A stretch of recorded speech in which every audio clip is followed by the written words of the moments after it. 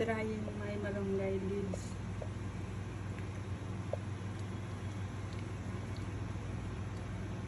Drenay ko siya, tapos balutin ko siya ng papel, ng paper towel.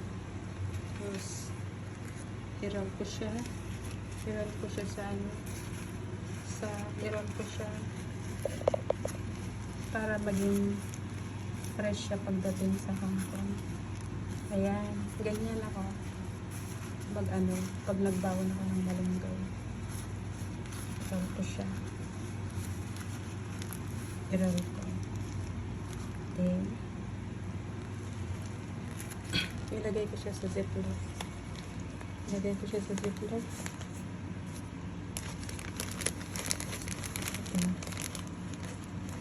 Ganyan siya.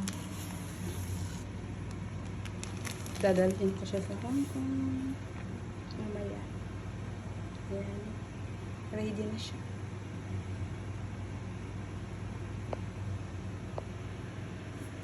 Rinar ko siya sa paper towel.